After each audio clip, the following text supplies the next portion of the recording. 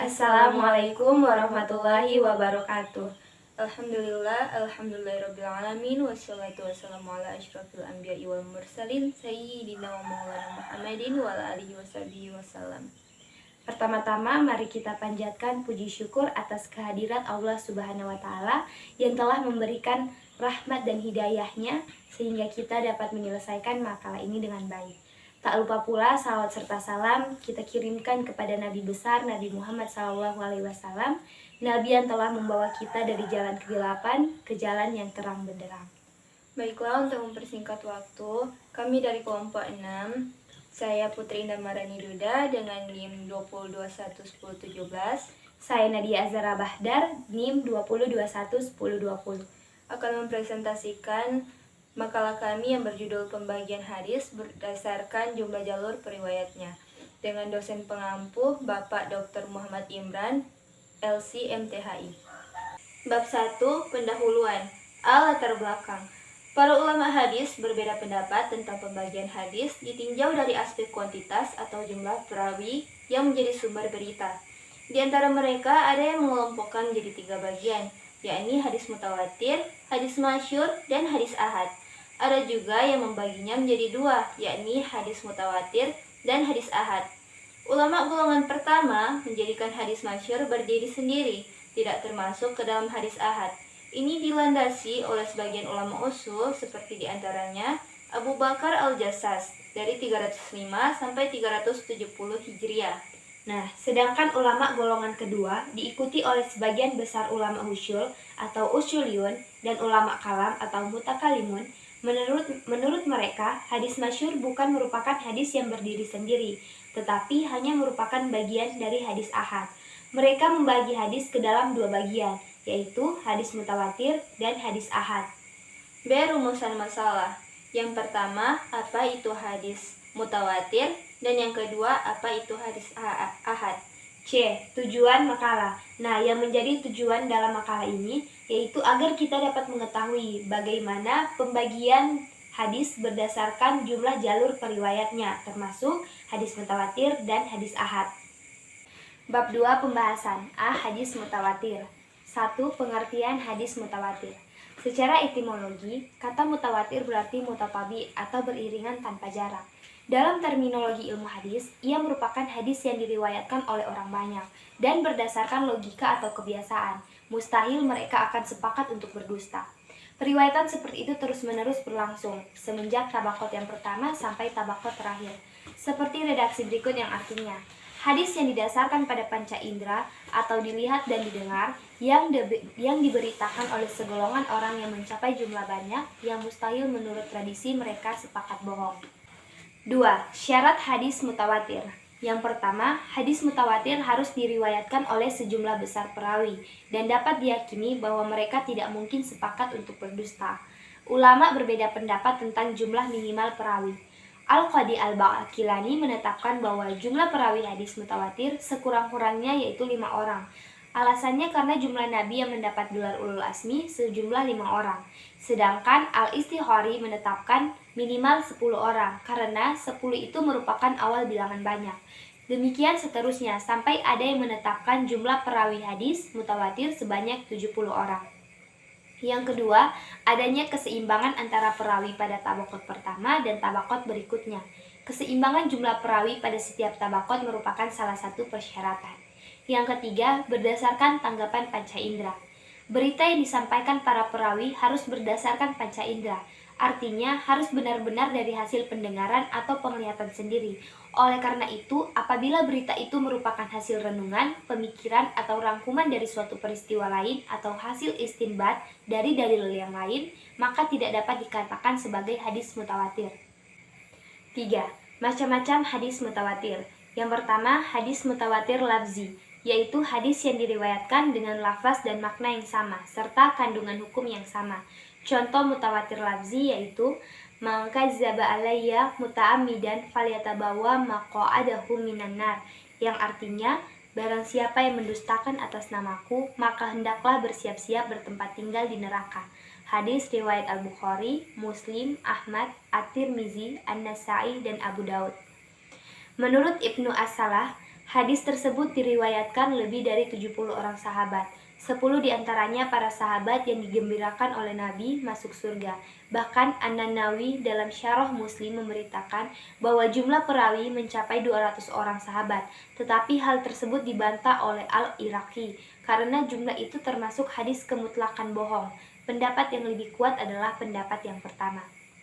Yang kedua, hadis mutawatir maknawi, yaitu hadis mutawatir yang berasal dari berbagai hadis yang diriwayatkan dengan lafaz yang berbeda-beda, tetapi jika disimpulkan mempunyai makna yang sama, tetapi lafaznya tidak. Misalnya, hadis tentang mengangkat kedua tangan dalam berdoa. Dalam penelitian As-Suyuti, terdapat 100 periwayatan yang menjelaskan bahwa Nabi mengangkat kedua tangannya ketika berdoa dalam beberapa kondisi yang berbeda, seperti dalam sholat istisqa, pada saat ada hujan angin ribut, dalam suatu pertempuran, dan lain-lain. Maka disimpulkan bahwa mengangkat kedua tangan dalam berdoa mutawatir melihat keseluruhan periwayatannya dalam kondisi yang berbeda tersebut. Yang ketiga, mutawatir akmali, yaitu amalan agama atau ibadah yang dikerjakan oleh Nabi Muhammad SAW. Kemudian diikuti oleh para sahabat, kemudian diikuti lagi oleh tabi'in dan seterusnya, diikuti oleh generasi sampai sekarang. Misalnya, berita-berita yang menjelaskan tentang sholat, baik waktu dan rakaatnya, sholat jenazah, zakat, haji, dan lain-lain yang telah menjadi ijma dari para ulama. Mengingat syarat-syarat hadis mutawatir sangat ketat, terutama hadis mutawatir lafzi, maka Ibnu Hibban dan Al-Hazimi menyatakan bahwa hadis mutawatir lafzi tidak mungkin ada. Pendapat mereka dibantah oleh Ibnu Salah. Dia menyatakan bahwa hadis mutawatir, termasuk yang lafzi, memang ada, hanya jumlahnya sangat terbatas. Menurut Ibnu Hajar Al-Asqalani, hadis mutawatir jumlahnya banyak. Namun untuk mengetahuinya harus dengan cara menyelidiki riwayat-riwayat hadis serta kelakuan dan sifat dari perawi, sehingga dapat diketahui dengan jelas kemustahilan perawi untuk sepakat berdusta terhadap hadis yang diriwayatkannya. 4. Kitab-kitab hadis mutawatir, yaitu yang pertama Al-Azhar Al-Mutanasirah fi Al-Ahbar Al-Mutawatirah karya As-Suyuti. Yang kedua Qaf Al-Azhar karya As-Suyuti.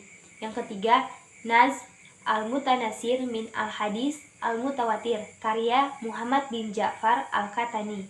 Yang keempat Al-La'ali Mutanasirah fi Al-Hadis Al-Mutawatirah karya Muhammad bin Tulun Ad-Dimashqi. B. Hadis ahad. Kata ahad merupakan bentuk plural dari kata wahid. Kata wahid berarti satu. Jadi, karena ahad berarti satuan, yakni angka bilangan dari 1 sampai 9, menurut istilah hadis ahad berarti hadis yang diriwayatkan oleh orang perorangan, atau 2 orang atau lebih. Akan tetapi belum cukup syarat untuk dimasukkan ke dalam kategori hadis mutawatir.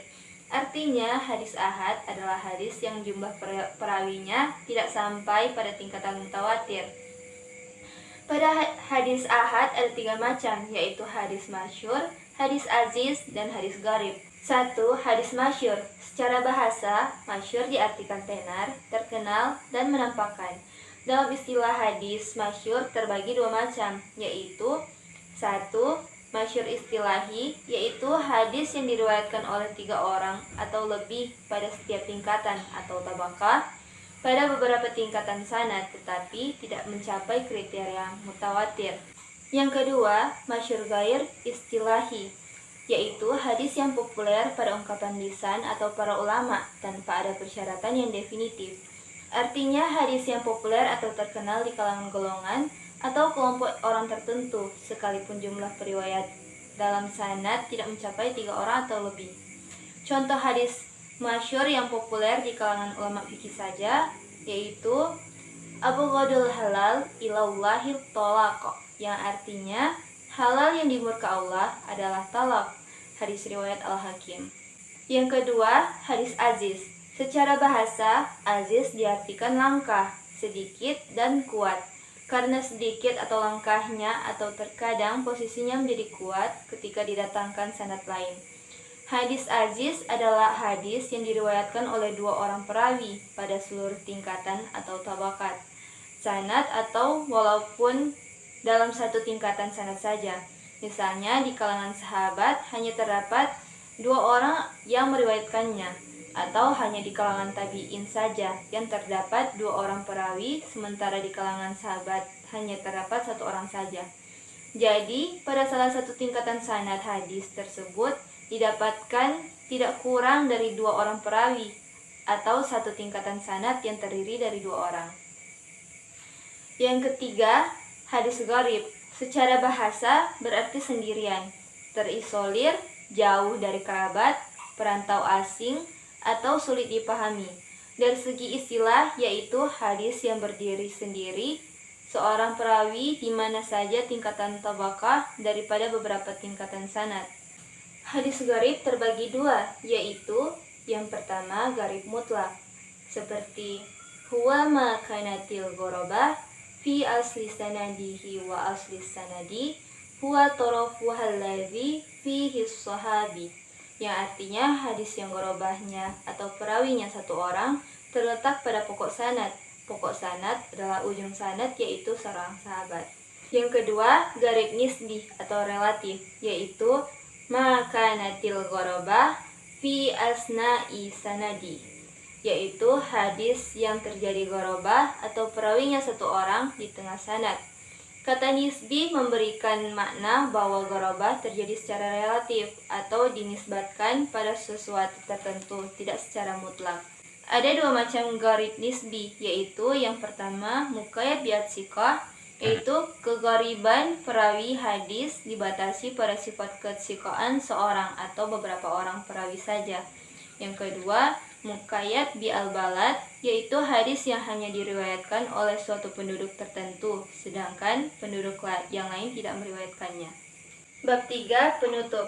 Kesimpulan. Pembagian hadis bila ditinjau dari jumlah jalur periwayatnya, dari segi kuantitas dapat dibagi menjadi 2, yaitu hadis mutawatir dan hadis ahad. Untuk hadis mutawatir juga dibagi lagi menjadi 3 bagian, yaitu hadis mutawatir lafzi, hadis mutawatir maknawi, dan hadis mutawatir amali. Sedangkan hadis ahad dibagi menjadi 3 macam, yaitu hadis masyhur, hadis aziz, dan hadis gharib. Di mana hadis masyhur ini terbagi 2, yaitu hadis masyhur istilahi dan hadis masyhur ghair istilahi. Nah, hadis gharib terbagi menjadi 2 juga, yaitu hadis gharib mutlak dan hadis gharib nisbi. Di mana hadis gharib nisbi ini terbagi menjadi 2, yaitu hadis muqayyad bi'as-siqah dan muqayyad bi'al-balad. Sekian hasil presentasi dari kami. Apabila ada kesalahan dalam kata atau ucapan, mohon dimaafkan. Sesungguhnya kekurangan hanyalah milik manusia dan kesempurnaan hanyalah milik Allah. Wallahul muwaffiq ila aqwamit thoriq. Wassalamualaikum warahmatullahi wabarakatuh.